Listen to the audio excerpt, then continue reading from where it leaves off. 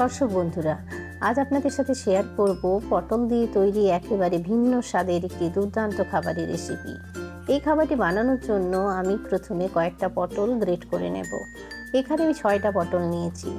আপনারা আপনাদের চাহিদা মতো পটলের পরিমাণ বাড়িয়ে বা কমিয়ে নেবেন। পটলগুলো সামনের বোঁটার দিক ও পেছনের দিক আমি আগে থেকে কেটে বাদ দিয়ে দিয়েছিলাম। এখানে আমি পটলগুলোর খোসা তুলে বাদ দিইনি। পটলগুলো আমি খোসা সহ ব্যবহার করব। এইভাবে একটি গ্রেটারের সাহায্যে সব কটা পটল গ্রেট করে নেব। পটলগুলো টাটকা এবং সতেজ থাকলে সুন্দরভাবে গ্রেট করে নেওয়া যাবে।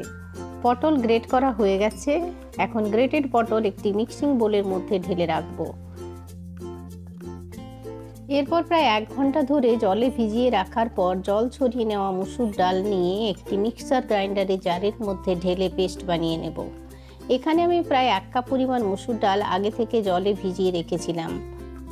এখানে পেস্ট বানানোর সময় আর জল দেবার দরকার নেই। বানিয়ে নেওয়া পেস্ট গ্রেট করে নেওয়া পটলের সঙ্গে ঢেলে দেব।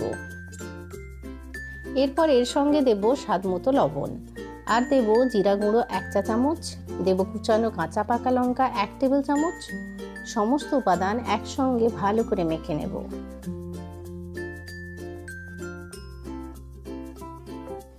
এরপর কড়াইতে পর্যাপ্ত পরিমাণ সাদা তেল দেব। তেল বেশ ভালো করে গরম করে নিয়ে তেলের মধ্যে এক এক করে বড়ার আকারে ছেড়ে দেব। ভাজার সময় আঁচটা একেবারে লো করে দেব। বেশি আঁচে রেখে ভাজলে ওপরটা ভাজা হলেও ভেতর দিক কাঁচা থেকে যাবে।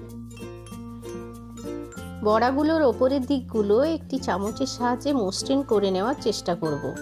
নিচের দিক ভাজা হয়ে গিয়ে লালচে বাদামি রং ধরলে পাল্টে নিয়ে ওপরের দিকগুলো একই রকমভাবে লালচে বাদামি করে ভেজে নেব। এপিট ওপিট সুন্দরভাবে ভাজা হয়ে গেলে কড়াই থেকে তুলে নেব। বড়াগুলো এই অবস্থাতেও স্ন্যাক্স হিসেবে খাওয়া যায়।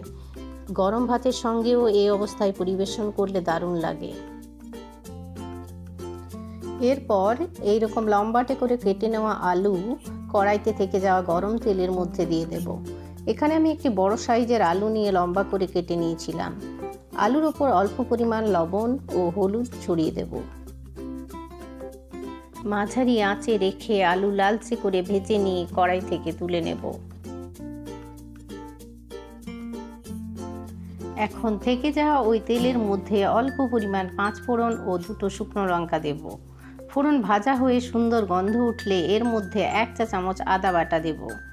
আদার কাঁচা ভাব চলে যাওয়া পর্যন্ত ভেজে নিয়ে এর মধ্যে দেব টমেটো পিউরি 1/2 কাপ পরিমাণ। ভালো করে কষিয়ে নেব। মাঝারি আঁচে রেখে মশলা কষাতে হবে।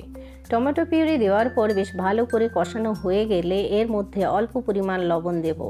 এরপর দেব 1/2 চা চামচ হলুদ গুঁড়ো, 1/2 চা চামচ জিরা গুঁড়ো, 1/2 চা চামচ ধনে গুঁড়ো ও 1/2 চা চামচ লাল লঙ্কার গুঁড়ো। অল্প কিছুক্ষণ কষিয়ে নিয়ে দেব 1/2 চা চামচ চিনি।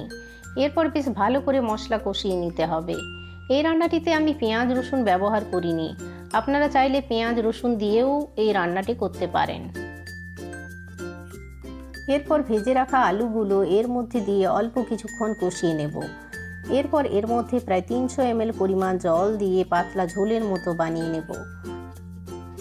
আলুগুলো যাতে তাড়াতাড়ি সেদ্ধ হয়ে যায় সেই জন্য মিনিট 5 ঢাকা দিয়ে রেখে ঝোল ফুটিয়ে নেব। এরপর ঢাকা খুলে নিয়ে বড়াগুলো ঝোলের মধ্যে দিয়ে মিনিট 2 ফুটিয়ে নেব। নিরামিষ খাবারের দিনে বা আমিষ খাবারের দিনে ভাতের সঙ্গে এই তরকারিটি যদি থাকে তাহলে 1 থালা ভাত সহজেই খেয়ে নেওয়া যায়। এরপর কড়াই থেকে নামিয়ে নিলেই পটল ও মসুর ডালের কম্বিনেশনে তৈরি দুর্দান্ত স্বাদের এই পদটি পরিবেশনের জন্য একেবারে প্রস্তুত হয়ে গেল। এই রেসিপিটা আপনাদের ভালো লেগে থাকলে লাইক, শেয়ার ও কমেন্ট করতে ভুলবেন না। নতুন নতুন রেসিপির জন্য আমার চ্যানেল সাবস্ক্রাইব করবেন। সবাই ভালো থাকবেন, সুস্থ থাকবেন। ধন্যবাদ।